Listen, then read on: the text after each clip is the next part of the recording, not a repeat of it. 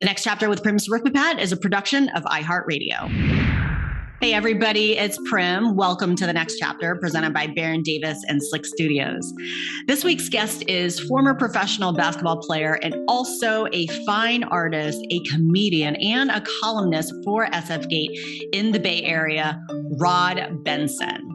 So Rod played 12 years of pro ball and spent his entire career pretty much overseas and also in the NBA's D League, now known as the G League, which is the NBA's minor league association. And with the summer league going on through July, I think this episode comes at a really good time and also sheds light on the other side of the professional basketball experience. We recorded this interview last summer in June of 2021 after I came across an article Rod wrote for SF Gate titled, "I'm retired from pro sports. My career still gives me nightmares." It was beautifully written and constructed and in a way that offered just a different lens on the athlete retirement experience. In tweeting his column out, he said, "Some topics are a slog to get through because I want to do them justice and make a salient point that helps facilitate change. I must admit that this was one of those, and I'm happy to be done. That said, I'm also proud of the result and happy to share." In this interview, he reveals just the different side of the professional basketball experience, one that's lesser known, I think, and extends beyond the highly publicized and televised NBA experience. It's a life that just requires a lot more traveling, a lot of instability, a lot of bouncing around and living in cities that no one has ever heard of, a lot of constantly trying to prove yourself, and a lot less money. And another aspect that he points out is this idea that sport asks and oftentimes demands athletes to become someone they are not. And in this case, Rod talks about how people, including some of his peers and coaches, thought he was just kind of too soft. And he discusses how he had to become this hard, aggressive, kind of like wild card in the locker room in order for people in the basketball world to respect him. There's often this belief that sport builds character and all these other lifelong skills, and it does. But the other side of this is that athletes develop certain traits like aggression and like this delusional belief that we are great or the next best thing that really doesn't translate to the so-called civilian world, as Rod calls it. And these traits can get in the way of athletes' vocational and personal development sometimes. It is an enlightening conversation, and I'm pretty confident you're going to take away something from this. So without further ado, here's Rod Benson.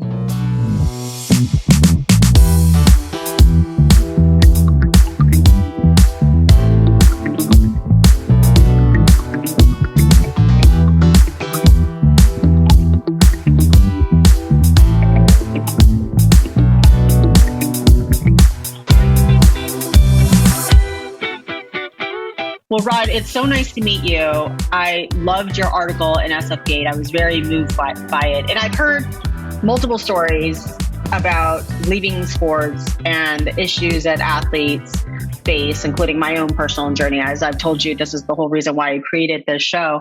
But there was something really poetic and very powerful about the way you said some things. But I remember reading on Twitter your caption, "I'm retired from pro sports. My career still gives me nightmares." So why did you decide to write this now? Yeah, I mean, it's, when you write something, the editors title it for you, so although that is true, it's, it was even like jarring for me to read that, that I guess it does. I did write that in the article. But it was, it's Mental Health Awareness Month, or it was. And, I have some friends who are doing amazing things in the space of mental health and sports, guys I've, played with in college or met after college. And, just in talking to them over the last, couple of years, I realized it was something worth pitching and worth maybe taking a stab at. I do kind of pride myself on saying maybe the same thing other people are saying, but in a different way. So I just felt like maybe I could add a spin that would reach a different audience. So what was the process like in terms of writing that? Because I know you retired in 2018 or around that time, right? Yeah. So within the context of, an athlete's lifespan and development, that is fairly recent. It's not like it happened 10 years ago. So I'm curious if Sure. you've ever had the opportunity to actually write out those feelings and those emotions and thoughts since you retired. Yeah, that was the first time. And, I do think that there is a big difference between someone who's been retired 10 years and someone who's been retired 2 years. From what I could gather before I retired is that, it takes someone about 2 years to really get their life together. I've had friends who, even the most successful friends who, really found their footing and have successful careers and families now, that first 2 year period was really, really difficult on them. So for me, I would say that it was roughly the same. About a year and a half in is when I started to really question, like, what am I doing? It's no matter how much money you save up or support you have or whatever, you start to see things turning and you're like, okay, all right, seriously, like, what are we doing? Like, and it's hard, especially because you just need to get another job, first of all, but any job you take is going to be technically worse than what you were doing. Because the public isn't going to respect it the same. So, I've had friends who went to work for CarMax or something, and people will be like, wow, what a big fall off. Like, is it? It's just a different job. But all this stuff is difficult to deal with in this process. So you're trying to find the right thing, save face, like be this person that everyone built you up to be, and find yourself at the same time. So that early period is the hardest one. Yeah, that's really unfortunate and sad that it feels like any job that you take after playing, especially professional sports, is a step back. But who's to say that it's a step back or it's a drop below? That's just society and also our culture telling us that, right? Like, who's to say like CarMax is worse or less than being a pro athlete? And also, it's really unfortunate. But when you said 2 years about how long it takes an athlete to kind of get their act together, I'm like, 2 years. I'm like, what about 20 years? Oh, like 2 years. Who are you talking to?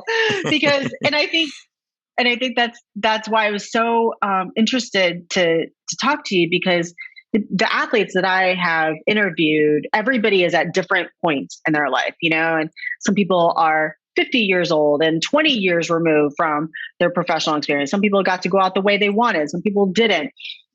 And so I would say that you're one of the few that have recently retired. And I always like diving into that, because when I look back at my experience, I think on the surface, you're right. I think logistically, you start getting a handle on things and you start adjusting to the no sports, no teammate, no structure. What is my purpose? What am I going to do? What do I like? But I think the emotional stuff was the aspect that I was not prepared for. And for me, that didn't start manifesting itself until maybe like 5 or 10 years later. Not to scare you, but so I'm wondering what that emotional experience has been like for you, just leaving basketball. Yeah, I mean, I do think that the age in which you leave a sport does matter also. Me being fortunate enough to play for 12 years, I kind of had a full career and called it on my own terms. So it's still wild that with everything like planned, it was still very difficult. Yeah. Because most people don't have that planning. I mean, I would say 95% of people I know, the game ended them. Like, they didn't prepare for it. They didn't know it was coming. All of a sudden you don't get a call back. I think we can look at Austin Rivers. Is he much worse than he was 2 years ago? He's probably the exact same player. He finds himself at home looking for a 10-day contract. It happens so quickly that you can feel discarded, honestly.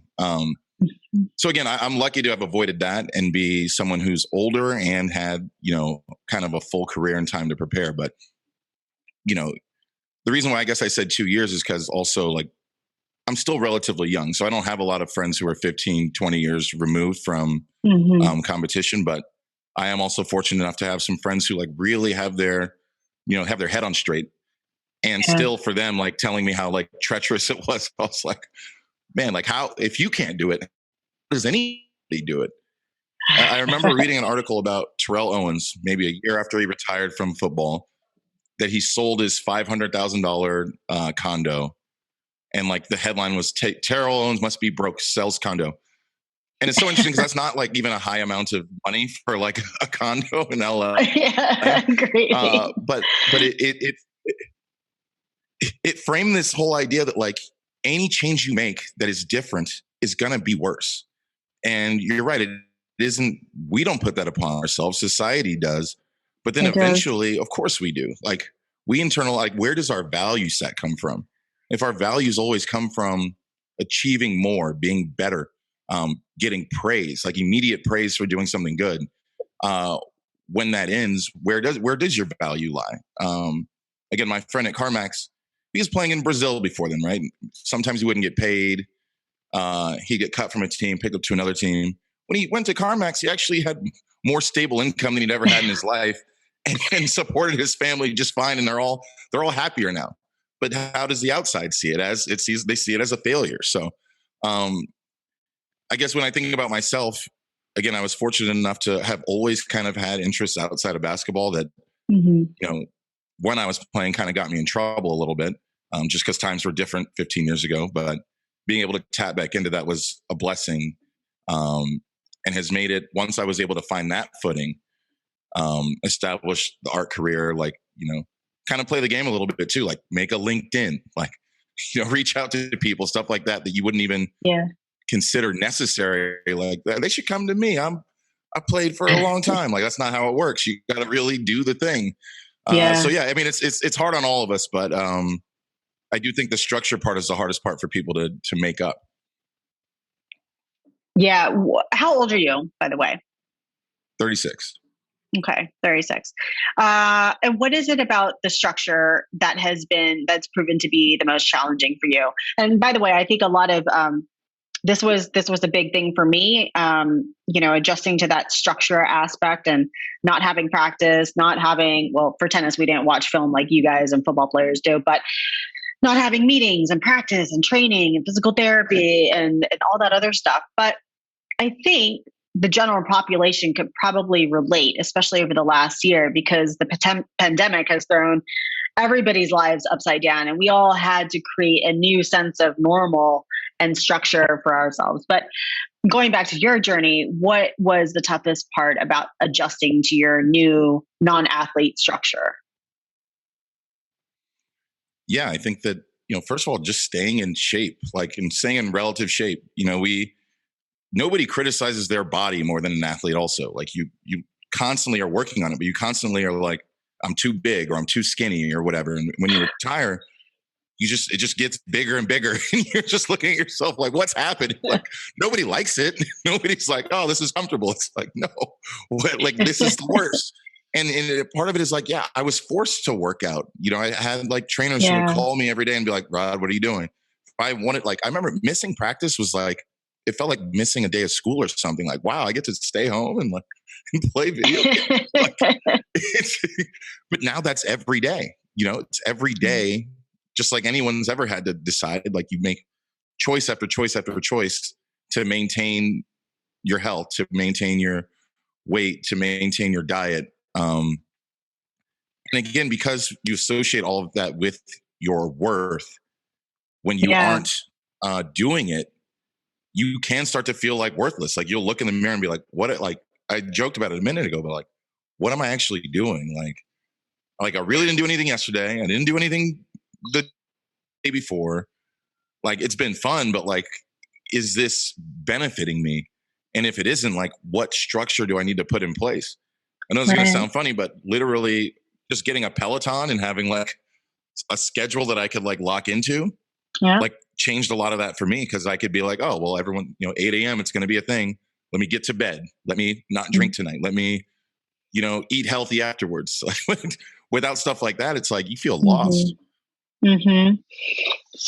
I think, there's this misconception or misunderstanding with regards to, people looking at athletes, and it's like, well, you've been working out your whole life and you know exactly what to do. But I think the thing that people oftentimes forget is that structure is built in for us. And so we have athletes and coaches and teams to kind of build everything out. They give us a plan. It goes through phases. You have a tournament coming up, you have tryouts, all this other stuff. And it's so interesting that you talk about that kind of like relationship with the body, because our bodies are the vessel that allows us to perform as sports. And so I was actually just having a conversation with my husband this morning, and I was having a rough morning because I'm 7 weeks away from having our second baby. And so for me, being pregnant as a former athlete, it's like, oh, really? I'm not going to lie. It is, especially in the last trimester. I'm blown up. I have like a 30-pound medicine ball stuck in my internal cavity. It's pressing on all my organs. I can't even, my Peloton's right behind me here, as you can see in my room. But I was like, I'm doing level 31 and I'm like barely managing it. I'm so tired.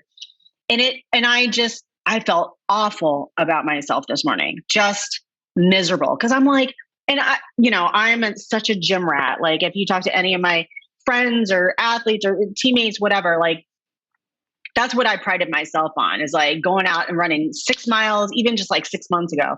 And now I can't even do like a normal workout. It makes me feel horrible. But going back to your point though, I think it's just that relationship, and you kind of have to deconstruct that conditioned thought, almost, and maybe not develop a new relationship with your body, I think is what I'm trying to say, very not eloquently. Yeah. Well, I mean, but you're right though. I mean, I'm probably, I mean, I stopped weighing myself a while ago. I'm probably like 280.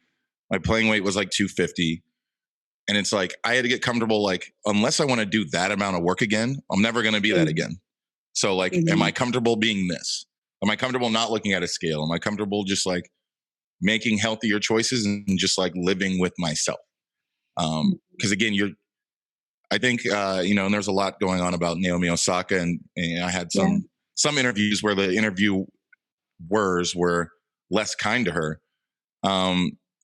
But what I said is nobody scrutinizes themselves more than an athlete. Like your extra bit of scrutiny here is meaningless. Like I'm sure she's putting herself through it. Like no one does that more than us. So especially with our body, and the thing we see every day when we look in the mirror, it's like, it's just, you can't turn that off very easily.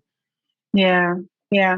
Well, it sounds like you're still in the process of developing a new relationship with your new self, your new body, your evolution, whether it's a body that's lighter or heavier or how you want to work out. But it sounds like that's still kind of like an ongoing process. I mean, I think I'm getting closer to being there. I still think about it, but like I said, I stopped weighing myself. I stopped, caring. People still love me regardless. The main thing for me is just be healthy, make healthy choices, and just live life, after that. Well, in your article, you kind of talked about your physical scars on your arms and your wrists from playing, but you also talked about the mental scars.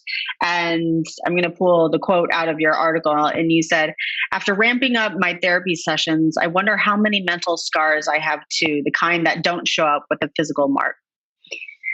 So during your time of self-exploration and therapy, what kind of mental scars have you discovered? Oh man, so many, so many. I mean, it's funny because, I'm going to kind of give an unexpected answer here, but, I played most of my career overseas. I have huge faults in terms of how I communicate with people, how I allocate time. But especially every relationship I had was kind of developed for a 3-month span. So, I'd be here from, April to August, and every single person I met would fit into that space. And being retired and meeting people and developing like deeper relationships that like are completely different. And I'm still acting out in this way. That's one of the things I started, reason I started going to therapy. I'm like, man, all my relationships are kind of weird. Like, I know like every promoter in town, like every party promoter in town, not because we're friends. It's because I'm here for 3 months. I need something to do. Who's got me? And I use that example because it's not the most egregious example, but it's like, there's so many ways that we start to do things, habits we develop, ways of thinking that are not at all like they don't work. They don't work for the real world. Yeah. I had a friend, send me a message after I wrote the article, and he quoted that same part. This guy's played at Stanford and then overseas, and he says he still has trouble when when it's time to get paid for work he's done, because where he played, he never got paid on time. Could be 2 months late, could be 6 months late. Some places never paid at all. Wow. And so now he's like, he's got a great business, but when people owe him money, he always feels like thankful just to get what he's earned. He's like, this is so hard for me to undo, because I've just 15 years, all I can think about is the money's not coming. So he finds himself like begging and like being thankful when someone like pays him $5 on a Venmo, right? There's so many things like this that like go on and on that are just ingrained in us. Yeah. And maybe even more so if you played overseas, because you're adjusting culturally as well. Yeah. That is an aspect about at least playing overseas regarding basketball and the culture of that, something that I don't know too much of.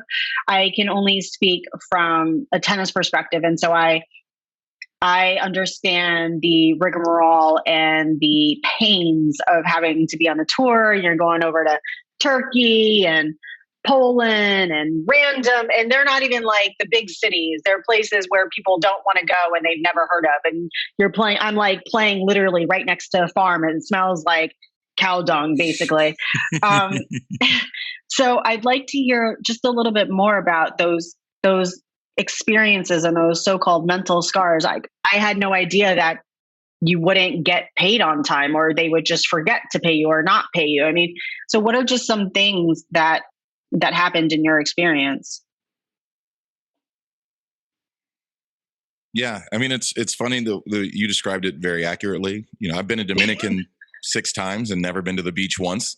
I've played in Korea. Everyone said, they're like, oh, you played in Seoul. I'm like, no, like I played in like the Bakersfield of Korea. Like I've been in the Bakersfield of every country I've ever been to, except for this actual Bakersfield. So, I mean, I would say like, especially the early D-League stuff was rough, man. I mean, I was making, and I wrote this in a previous article about the dress code, but, we had the NBA dress code, but we didn't have any money. We were like the first year. So it was like an experiment in doing this with the D-League as well. And so I was making $400 every 2 weeks, essentially, and being asked to, dress a certain way to like establish myself as an adult.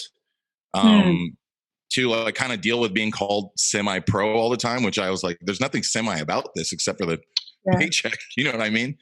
And I feel like for a lot of guys, it was crazy hard for them to deal with this, because again, you have like, you're doing the thing, but you have no self-worth. You come from a big college. I was in the tournament just months before. I was like player of the game in the tournament against NC State.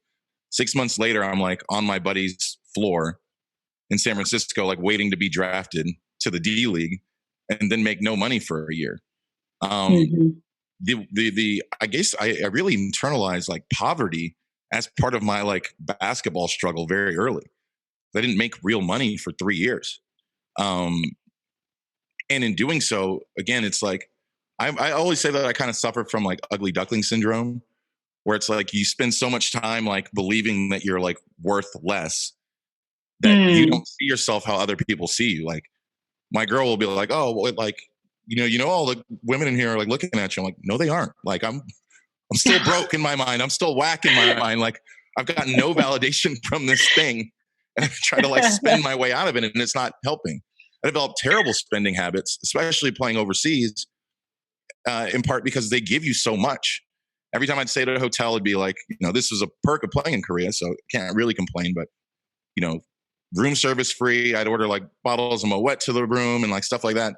Then you retire and it's like, you're just at a regular hotel. You're at a Days Inn, and I'm sorry, sir. You don't know the comforts I'm used to. Like, it's like you pick up the habits of the things that have happened to you, whether it be spending, whether it be, there's another good one that's, I think I'm blanking on it right now, but yeah, I mean, it's hard to even quantify. There's so many. Like you could throw out a word, and I can associate it with some random thing from my career, like over and over and over again to no end.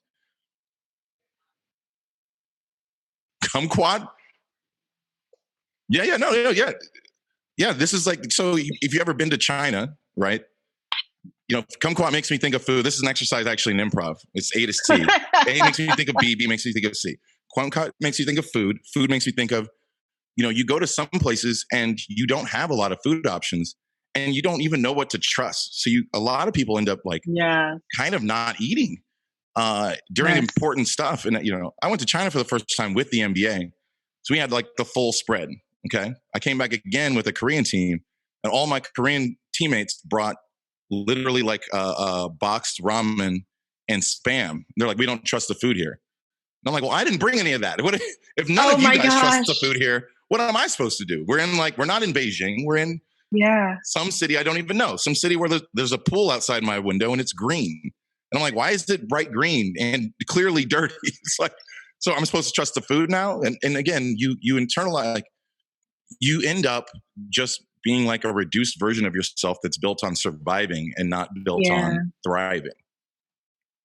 Fascinating. I actually can relate a little bit to the food situation. Several years ago, I decided to make a pro comeback to try to find closure to my athletic career, which I was unhappy about how it ended. And so I went overseas and I went over to, for example, like one of the first places like Turkey, all by myself. And you're right, though, the food situation is very different. And so this is not a glamorous, you know, I'm basically staying in like a school dorm. And fortunately, they did serve breakfast. But I think the only thing that I recognized there were hard-boiled eggs. And even they kind of smelled funny, but they didn't even have like any milk. They didn't have the water. You have to make sure it's bottled water because otherwise you're going to be very sick during your match and all this other stuff. So I ended up going and having to play on kind of an empty stomach because it's like, well, if I eat, I could get sick tonight during my match in 100-degree weather, or I could take my chances and just eat this power bar, and that might, you know, be enough. So I'm going to try to throw another word here. I don't know. Sweatsuit. Sweatsuit. Yeah, sweatsuit. I mean, when I think of sweatsuits, I think more of college, right? Because you know, it's kind of like one of the first things you get that like solidifies like, oh, I'm here. I'm an athlete. And it's funny because in college, though, you know, you get the sweatsuit, but you're not really that person yet. Like for me, and I wrote about this about when I was writing about James Wiseman, but a little bit in this article too. You know, they give you the thing and you think that you're now there, but there's so much you have to undergo before you actually get on the court and earn the time. And for me, that was incredibly difficult. You know, you asked me earlier if you wanted to say San Diego or where I was actually from, Cardiff by the Sea. I swear to God, in a locker room in college, they put everyone's name and where they're from on their locker tag. And it's like, yo, David Paris, like Modesto, California, like this guy, Oakland, California. And mine says Cardiff by the Sea. And everyone's like, this pussy ass, like, who is this guy? You know what I mean? Like, I was immediately like the softest person there. And truly, I kind of played like it. And, you know, it would be one of these things where like, I'd be interested in girls and they'd be like, oh, don't ever change. And they're like all dating my teammates. And it's like, you know, it's like you get the sweatsuit and you think you're like a big boy now, but you're not. And I certainly wasn't. And truly, I had to become like a darker version of myself. Not one that I wasn't, I mean, I was proud of it back then, but now looking back, it's like, you know, I really just became like kind of an ass in order to kind of like look the role first and then like started to actually play like it. And it's funny because I do think about like all the time when I'm around people, like I consider people who didn't play sports civilians because everyone has to go through this kind of process at some point. You might be younger, might be older, but you can't just be like this nice person anymore. You have to be able to access something that's truly crazy, honestly, to be that good and that locked in for a long time. This isn't normal brain thought. This is like, I might kill if it comes to it, but I definitely won't kill, but I might kill. And I at least need to make my opponent think that I definitely will. And carry that for a decade is, again, it's insane. And I play rec league softball now, and every now and then it'll come out and people will be like, Rod, are you okay, man? Oh my God, you know, you don't know what I've been through, my guy. You don't know you know where I've been. You don't know my mental scars. No, it is really true. There's this edge that I think athletes are able to access, especially ones that played at the elite level. And it's funny, I was just speaking to former NHL All-Star Theo Fleury, and then which led us talk about Mike Tyson, former boxing legend, because that was one of my first episodes in this season too. And the two of them, Theo and Mike Tyson, experienced a lot of trauma when they were growing up, particularly sexual abuse. But the point is that they had manifested and kind of held in all this trauma and this pain, but that manifested itself into their ability to play with like aggression, this controlled but also uncontrolled aggression, which was rewarded and celebrated inside the ring or inside the hockey ring. But it's that edge that athletes are able to play with that's really important. But for you, talking about like changing your persona and your personality, you're not the first basketball player that I've heard say that. And it seems to happen more with like the big guys. So I'm just curious about did it have to do with your position, or was it just the culture itself, sports culture? I think it was probably both. Because I was quite skinny then. So it did, I mean, my position did matter in terms of being tough, but I do think it was the culture. The story I tell all the time is that, you know, the day it changed for me, it wasn't some like post battle or something. I just literally woke up and I was like, I want to transfer, but I don't think that's going to work. So if I'm going to be here, I just need to be entirely different. I literally just woke up and I was like, I'm going to be exactly what people don't expect me to be. And when I decided that the first person I saw on my team, I was just going to slap him, just smack him.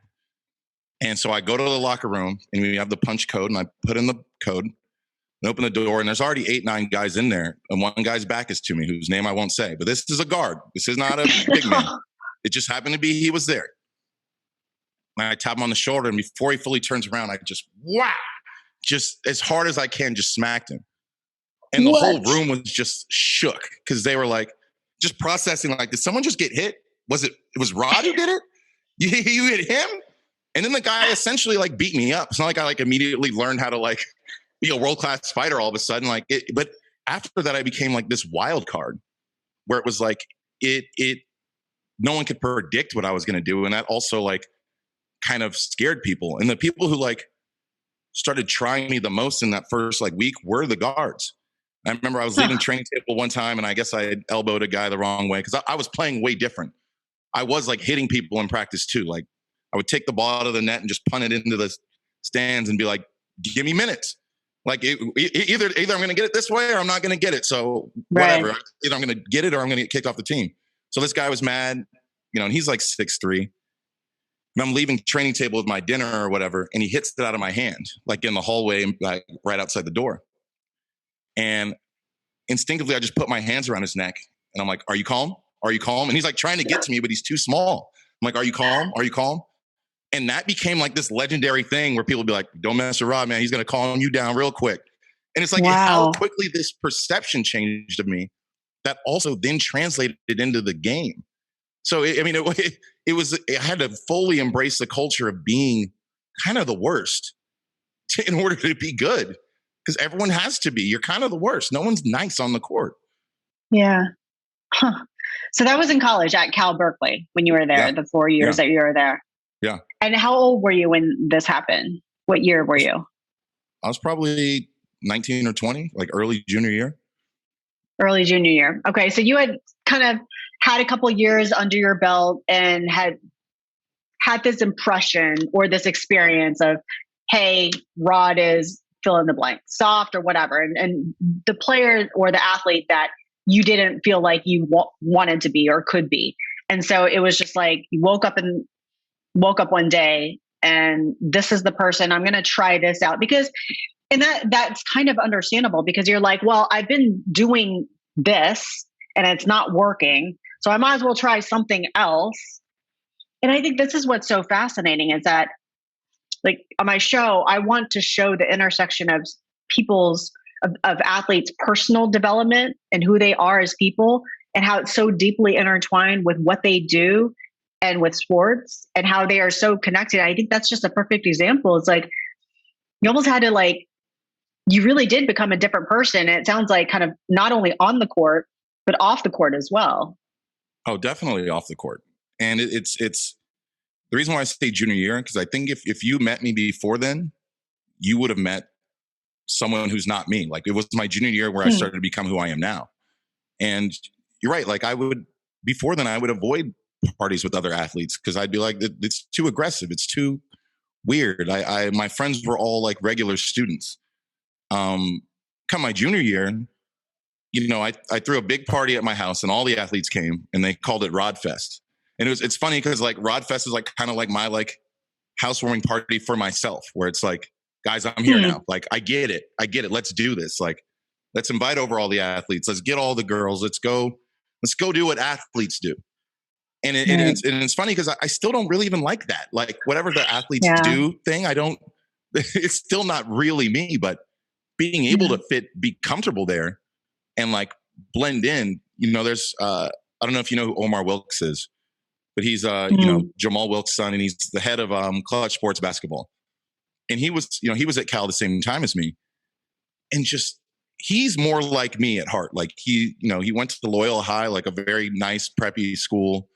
Comes from privilege and money. His dad was an NBA, Hall of Famer, is still Hall of Famer. And, but he knew how to like go in and out of these spaces with such comfort. I was always like so jealous of him. Like, how do you do this? How do you do this? So I like really wanted to become like him a lot also. Like, Omar gets it. He knows how to be him, but also like can be anything. And it's I had to become anything. Yeah, it is really interesting. That makes me think of, athletes or people that can be social chameleons, because it's not easy to zip in and out of those spaces. And I think there is this issue, and it's one that I haven't really talked about, but I've definitely written about in my first year as a PhD student, and just talking about the mental health aspect with regards to athletes. And I remember reading a research article, and it talked about the hyper-masculine sports culture that's permeated, everywhere. And it's those attributes of emotional suppression, like celebrating those traditional masculine norms. You're strong, you're tough, suck it up. You don't talk about emotions or feelings, like don't be a fill in the blank, whatever it is. But how do you think that culture creates problems for athletes as they leave sport? Oh, well, yeah. First of all, you can't be anything like that in the real world. It just doesn't work. Right? But I think it's interesting because you that hyper masculinity, it obviously does serve you in sport, right? So as we are humans and we tend to think, what are our strengths and our weaknesses and how can we apply them to new spaces? Anyone looking for a new job, how does being the most aggressive person in the room serve you? Now, realistically, it kind of limits you. You can be an assistant coach. You can go coach your high school team. You can yell at them all you want.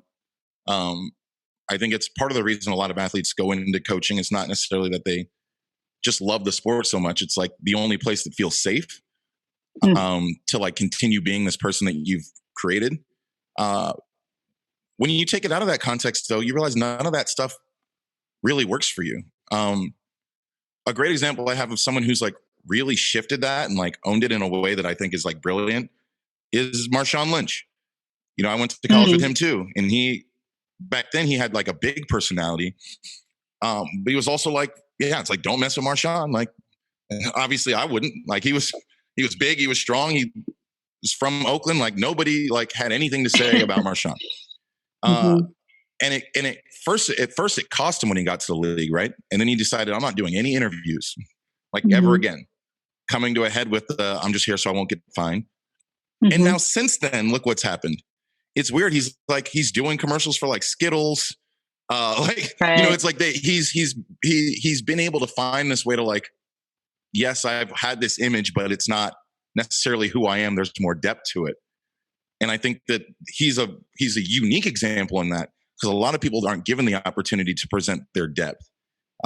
Especially if you're my age, where this kind of stuff was, suppressed. I spent most of my career, especially when I was in the D League, writing for Yahoo.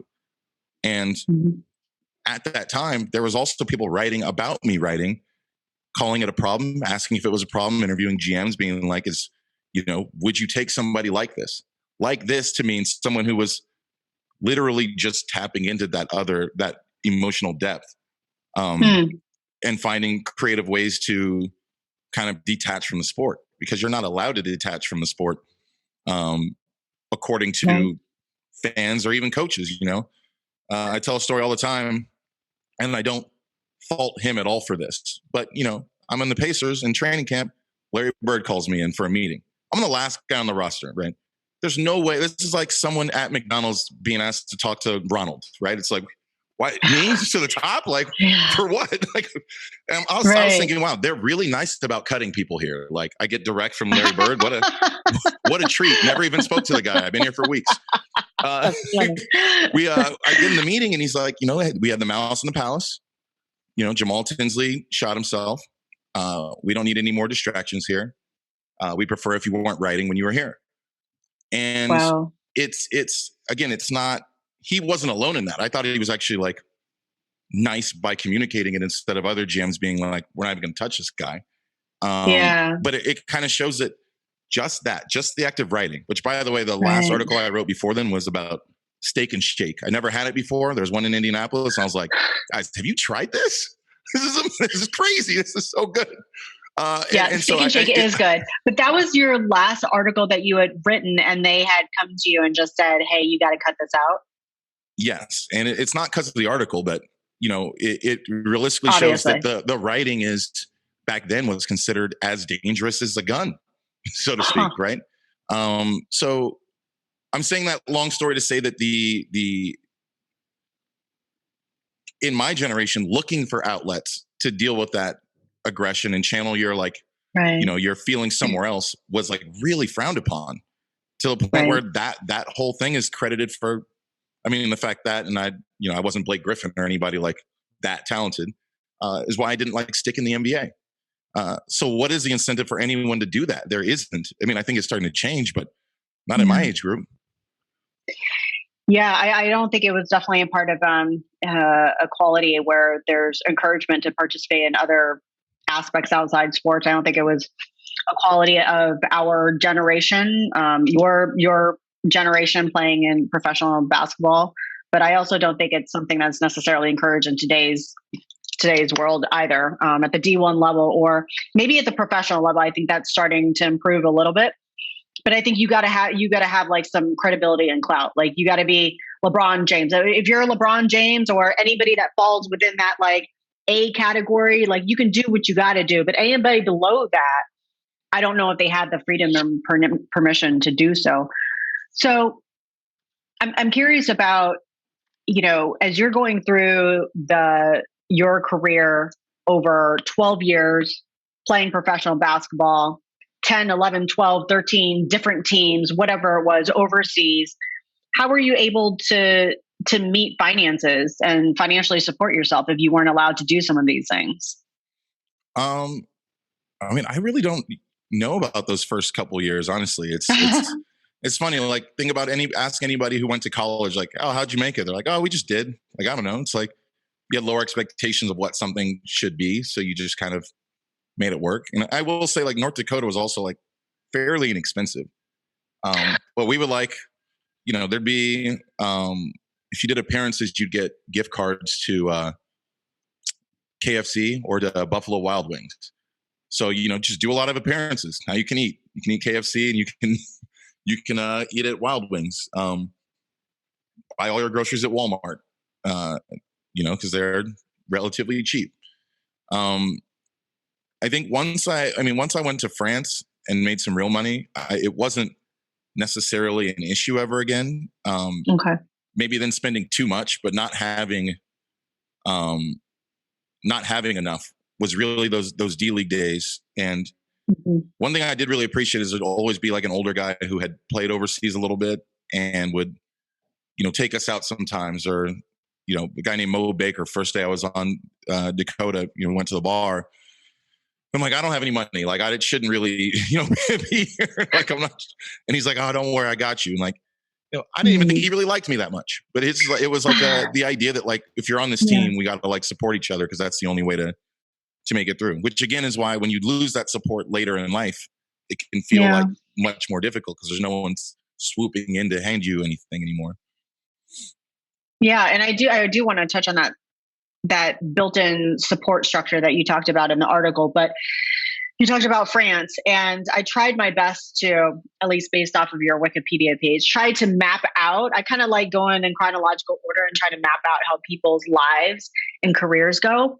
But I mean, you were really all over the place, it seems. So you were with the Austin Toros, Dakota Wizards, which is in North Dakota. Then you went over to France to play pro ball for a pro basketball club based out of there. Returned to Dakota. I'm sure I'm going to get some of this wrong, but this is like the trajectory, right? Then you played for the Reno Bighorns, which was back in California. Had a couple moments during the summer league with the Utah Jazz and LA Clippers. Then played for 3 different teams in the Korean Basketball League. Then played in the Dominican. And I'm sure I'm missing a lot. I mean, that's a lot of stops, Rod. What did I miss there? There was Dominican the summer after Reno was the first time I went out there. And then there was Puerto Rico, maybe sometime in that kind of window too. But I was only in Puerto Rico for like 2 days. They're wild there. I took a red eye, landed. I was like super tired, went straight to the arena for a game. Played poorly because I wasn't at all prepared against Robert Tractor Trailer, who's also like 400 pounds, and I was like 210. So without being max energy, it was like no chance. Then they're like, it's not going to work out. And they cut me a check for like 1/10 of whatever the pay was supposed to be and sent me home like the next day. Oh my gosh. All I ever saw was a bar with a horse in it. Wow. But I mean, it is a lot of stops. 12 teams. Yeah. I don't, it's a lot of stops, but it didn't, when you're on like 1-year contracts, it doesn't feel like abnormal. I know how that sounds, but it's like, it's all is kind of par for the course. I think only in the NBA do you really see guys who are with, a team for a long time. Maybe overseas, like if Luka Doncic had never left, Europe, he might be on Barcelona his whole career just because he would have come up through their like junior system. But when Americans are overseas, you don't see anyone on a team for years and years. I mean, max like 2 or 3 years. And I think Marbury was on Beijing for like 7 years, which is like amazing. Right. But that's not the norm. So I guess to me, it doesn't feel like abnormal. It feels like kind of like I actually had some spots. I think you think about it more by country, actually. Let's put it that way. Being in Korea for 8 years is great, right? Because you kind of find a country whose style of basketball works for you. Being in the lasting in the D League for years, it's kind of like I kind of feel like I've been 3 places really, like Europe, D League, and Korea, and more than like 10 teams among those 3 spaces. Huh. Interesting. So why do you think you kept playing for so long? I guess maybe just the opportunities kept coming, and so it was a way to keep doing the thing that you loved and make money and keep surviving and all that. Yeah, I mean, especially when I went to Korea, the money was good. Like really good. And I finally was able to like do things I'd always wanted to do. Even to this day, I probably wouldn't be an artist. I wouldn't be in this room if I hadn't gone to Korea and earned the, financial stability to make different choices afterwards. But I also think if I had retired, something else would have come up. But I think that's when you're in the game, giving it up is like seen as like a crazy thing to do. Even when I retired, people were like, why? Like Koreans were like, why? You're only 33. Like, yes, you're getting old and they'll let you know that every day, but you're not that old yet, Benson. You can keep doing this. And realistically, I could have, but you kind of get this like pressure also that like you're doing the world's best job. So keep doing it, even if it's not the best job to you. Yeah, that is such a powerful thing to say. I think that message is passive aggressively, directly, indirectly said to athletes. And I think it's more so for male athletes. And also if in your one of the larger money making sports like football and basketball too, and maybe, maybe a little hockey and baseball too, because there's so much money to be had. And there's this identity. I think that the experiences between male and female athletes are still a little bit different. I think a lot of it has to do with the money still, there's this prestige. And so I think that there's pressure from within the system and also definitely pressure from outside of the system too, as you kind of talked about with your CarMax friend. And it's like, oh, now you're going to go work at CarMax or whatever it is, fill in the blank. And so I'm wondering, and there's also pressure from family members as well. Sometimes you get the father or the mother saying, hey, you can still do it. You can still do it. Keep playing. And so the child tries to carry out the parents' dreams. I've definitely seen that happen before. So what was that experience like for you, finally saying, hey, I think it's time to walk away? Yeah, I mean, it was,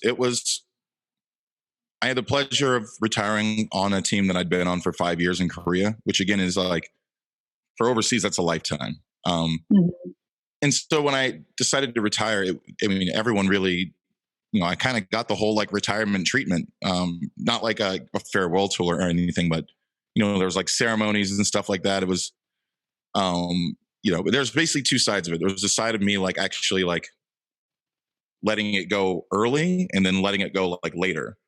Meaning like the last game, it was in the championship in Korea, game 6, we were on the road and, playing against one of the Seoul teams, SK.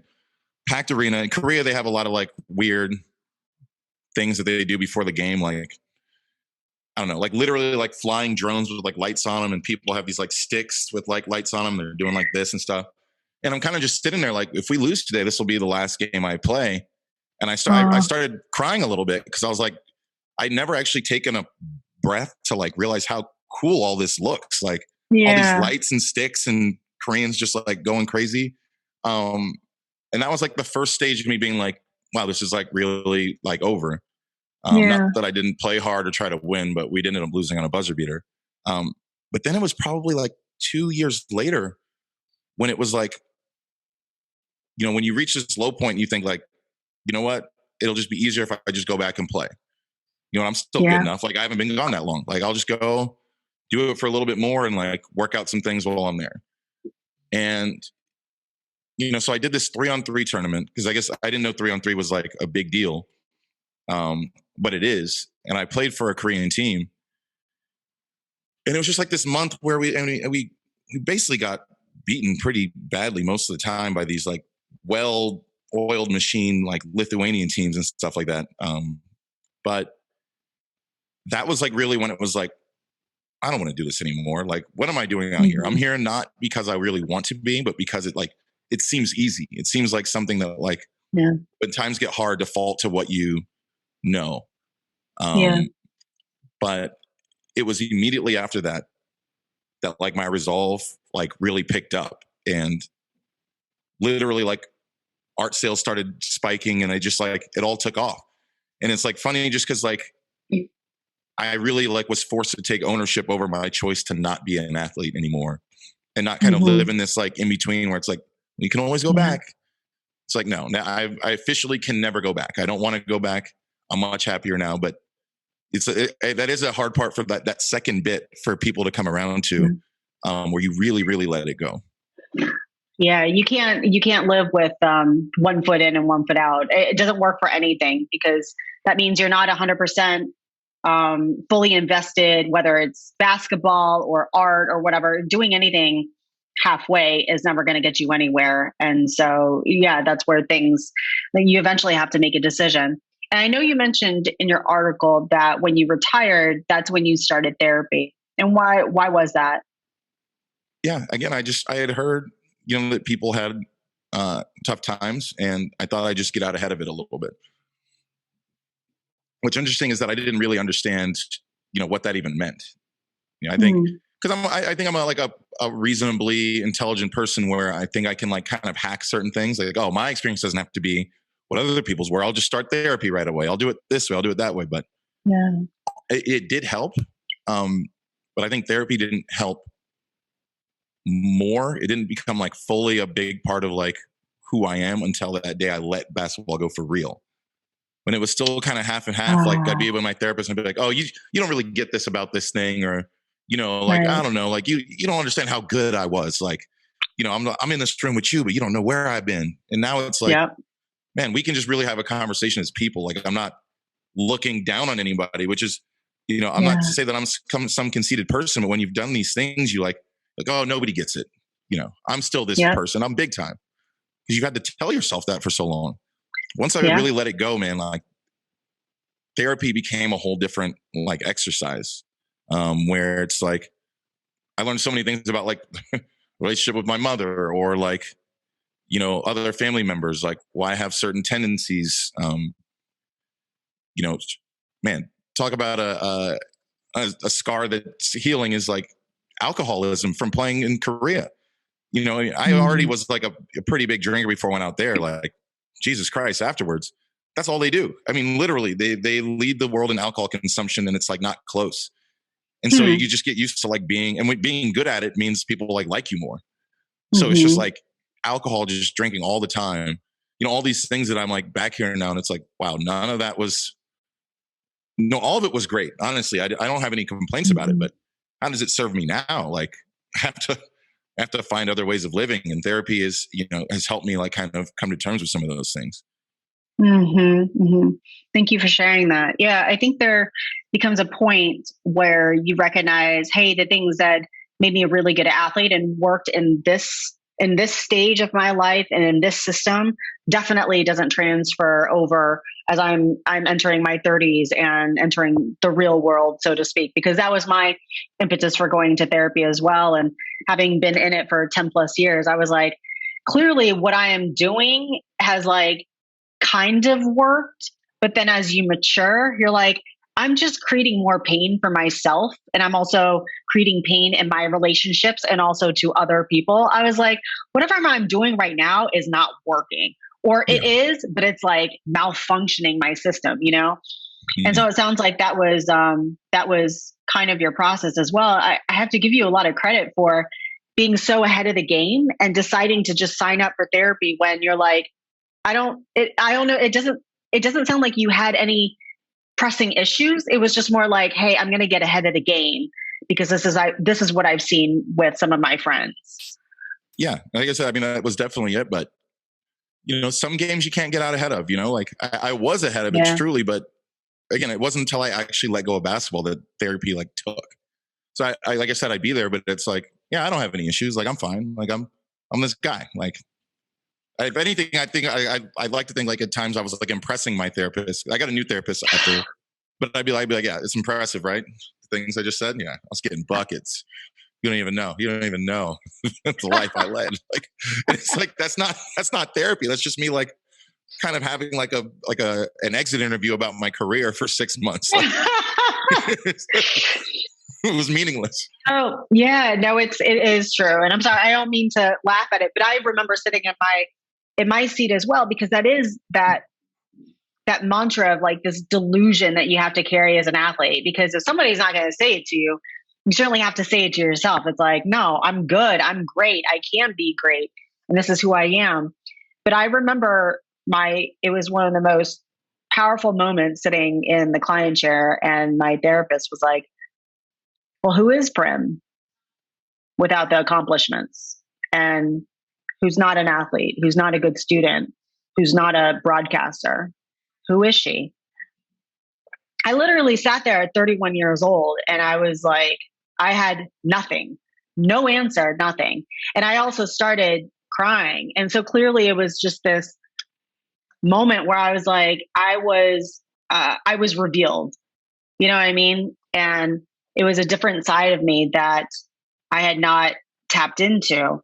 And so I'm curious if you've ever had those moments as you were going through therapy where you're having to explore Rod, not the basketball player, and Rod, the person who didn't have all these accomplishments.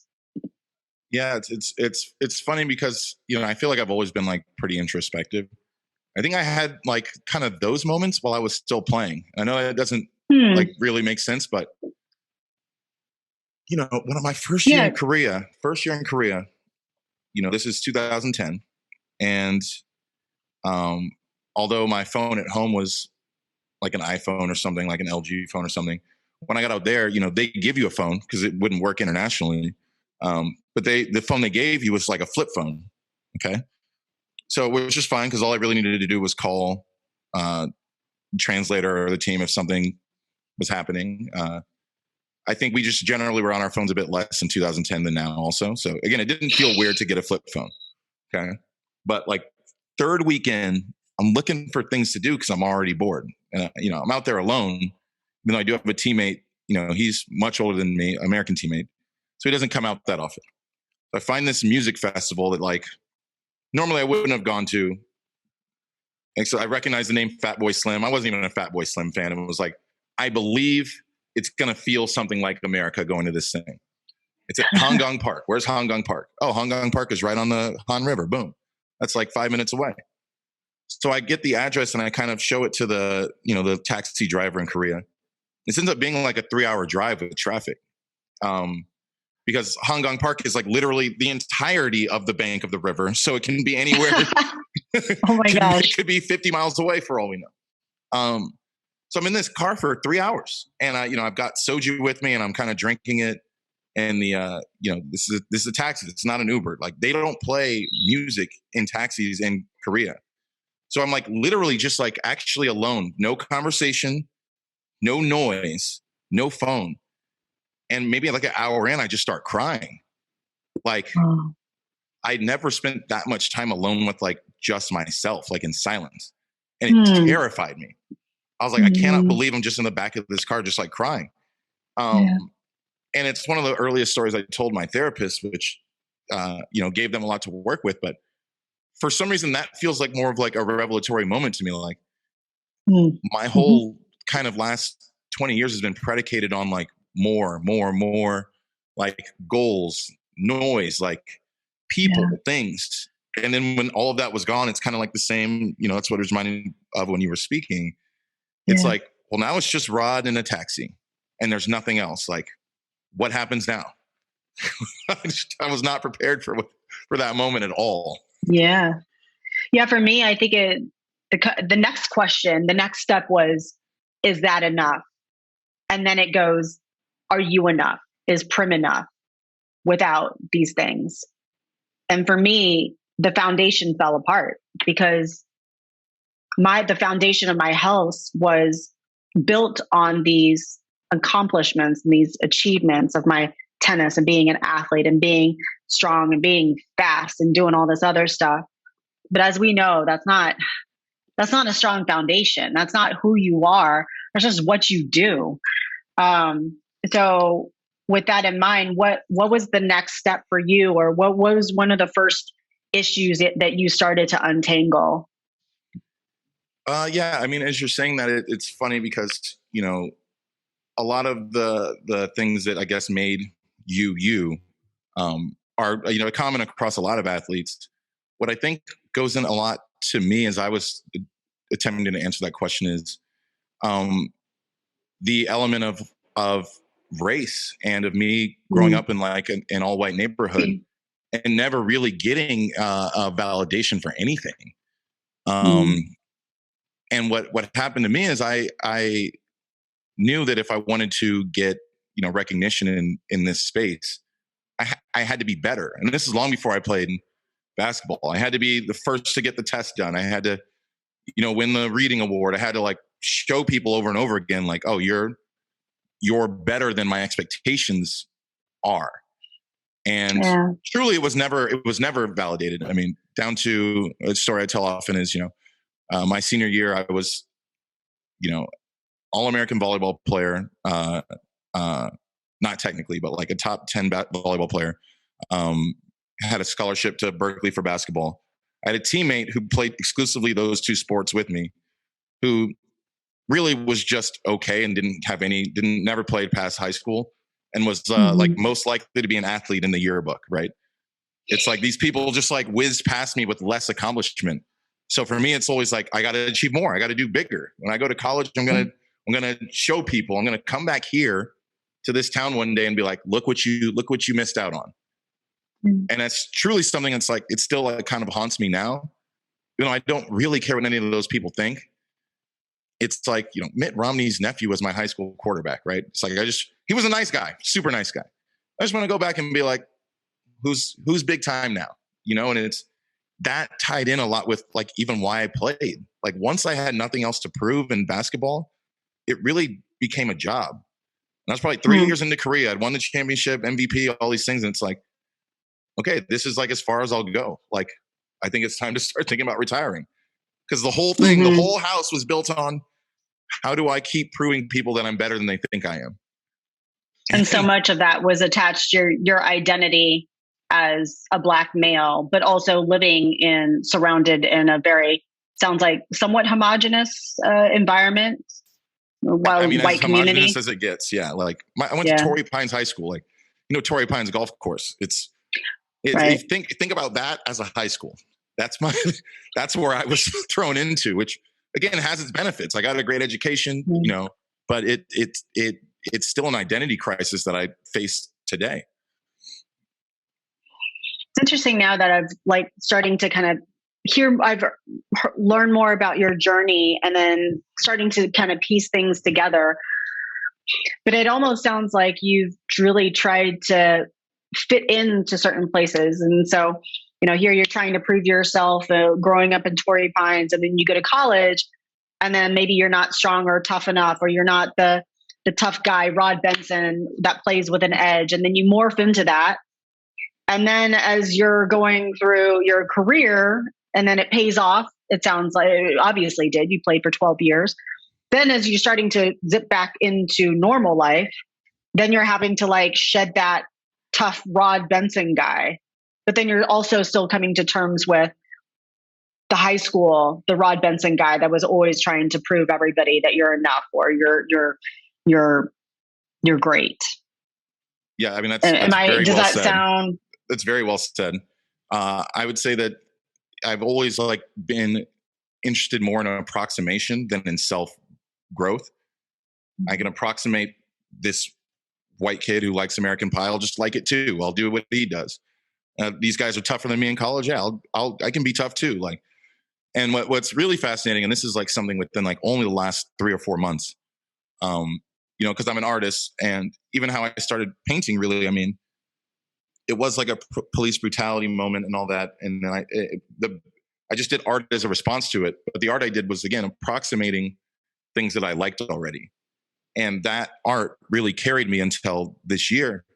And earlier this year, I was like, I think it's time for a change, even in my art style. And really, then did I start to do art that I think it was the first time I think I've done anything that's like, I'm not approximating anything anymore. Like, yes, I have influence from different artists, sure. Like, but I'm not trying to make something someone else has done. I'm trying to do something completely different and represent myself differently through my art. So, you know, that's really like when it's like in these last few months where I've started to finally like shed this idea of like making stuff for other people and just do it exactly how I would do it, how I wanted to do it, and nothing else. And it's been liberating because when you are approximating so often, you have imposter syndrome all the time.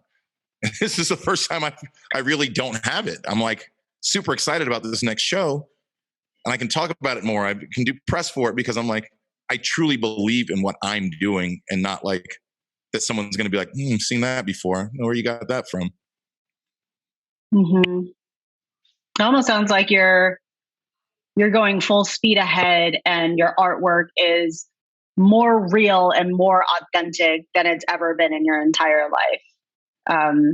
And a lot of that might be a little personal development, but I would also imagine it has to do with the climate and also the recognition of and exploration of your racial identity, the BLM movement, all the sports intersection of sports and politics, and people coming out and being so expressive, it's been tough.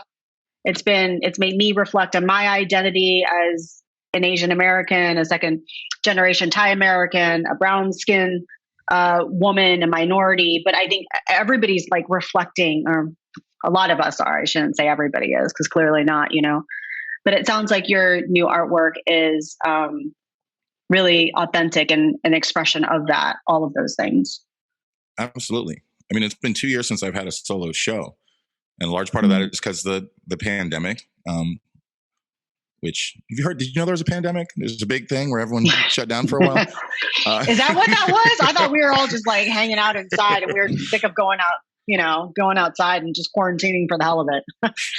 But yeah, I mean, in that time, I mean, there was also in LA, it was a big city in terms of Black Lives Matter, in terms of protests. I was out, I mean, this day last year, I was out every day for like 4 months until I really got exhausted. And then, I ended up going to Joshua Tree and I made a video while I was out there.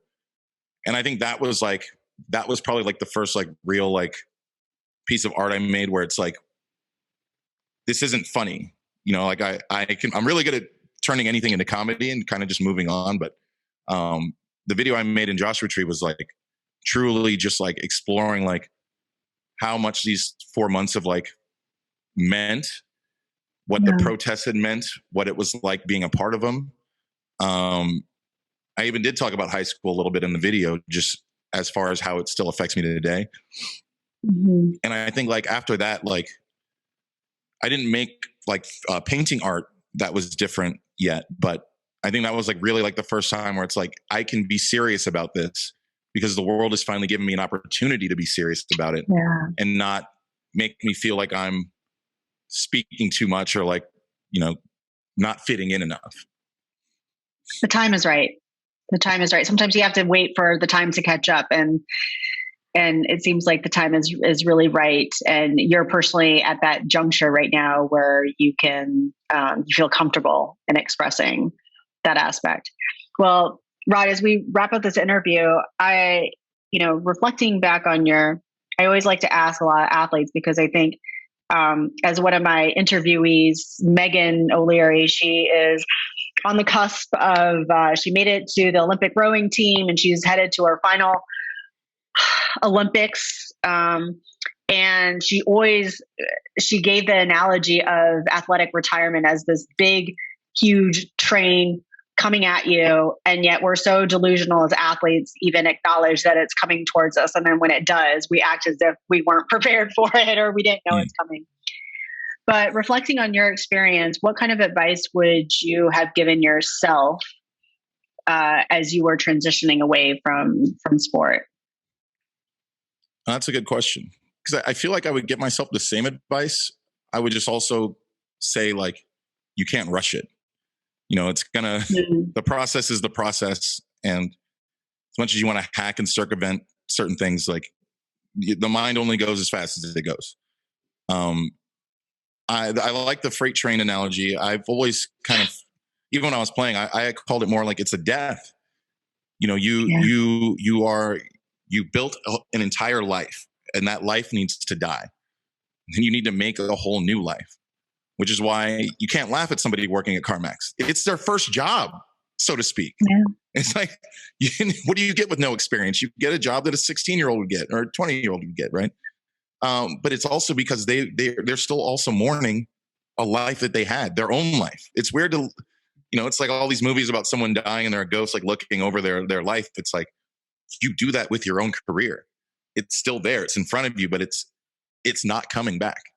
And it was always going to die, just like anything alive. It was always going to die. And the better you prepare for it, the better the next part will be. And I would hope more people think about it in that way, that it cannot survive. It comes for us all.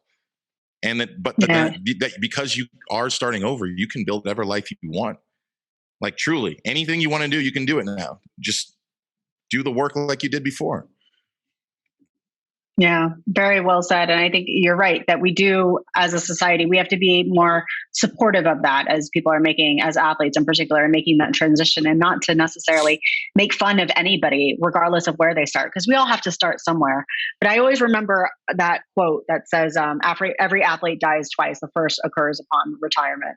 It is really true. And I think that definitely resonates, at least with my personal experience. But Rod, thank you so much for opening up and sharing your story and really sharing some deep moments. I loved your article, and you had some bits and pieces. It's like, I've heard this story a gazillion times. I've certainly experienced it, but listening to it, there are some things that you said very differently. And I think that's your left-handed side coming out, the artist side in you that's very creative and has a different perspective. So we really look forward to seeing you do more great things, and let us know. So feel free to give a little promo about where we can see some of your artwork in your next show. Oh yeah, thank you for that opportunity. It's going to be a 3-city art tour, which I'm excited for. Wow. Yeah, so we open in Juneteenth weekend. That's intentional in LA. Awesome. Then we go to San Francisco the next weekend. Okay. And then go to Las Vegas on July 2nd, opening there. And then I'll be in Vegas for 2 weeks. So July 4th weekend awesome. Is the opening there. So, I mean, all this information is on on my website, rodbenson.com. Okay. You can see the flyer and the whole nine. And yeah, I mean, like I said, this is the most excited I've been for a show. It's probably why I got a bit ambitious to take it to 3 cities, but I feel like the art that I'm sharing now, each piece has such a story behind it that I'm just excited to sit next to people and explain what those things mean. That is really awesome. My only request is that you might try to make a move over to the East Coast eventually, because we're over here in New York. So if you could, try to make it over to the East Coast, and that would be really cool. But that's really awesome. We wish you the best of luck, and thank you for coming on. And thank you so much for having me. It was a pleasure. There's a lot of things to take away from this conversation, obviously, but what touched me on a personal level was what Rod said about athletes' relationships with their bodies. His comment that nobody criticizes their body more than an athlete, and how we're constantly working on it, really resonated with me. And honestly, it made me think about the body image issues and eating disorder issues.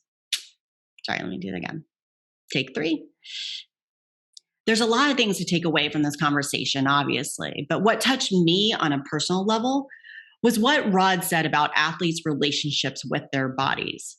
His comment that nobody criticizes their body more than an athlete, and how we're constantly working on it, really resonated with me. And it made me think honestly about the body image and eating disorder issues I suffered not only during my athletic career, but especially after I retired. And it's true. Athletes spend their entire lives and careers not only being praised for their physically dominant and wonderfully sculpted bodies, but they also learn how to control it and manipulate it in ways that the rest of the general population just can't. Adjusting your grip by a millimeter, altering your stance by half a step, implementing strategies to tweak your body so it goes faster or stronger or gets bigger or thinner or whatever. And when you know how to do all that, it kind of makes sense why some athletes take that experience the other direction or just go too far with it. And so we might begin to understand why there's an increased prevalence of body image issues and eating disorders among athletes when compared to the general population. I really hope you enjoyed this episode. Feel free to hit me up on all my social media platforms and tell me your thoughts. You can reach out to me at Prim_Siripipat. The Next Chapter with Prim Siripipat is a production of iHeartRadio. For more podcasts from iHeartRadio, visit the iHeartRadio app, Apple Podcasts, or wherever you get your podcasts.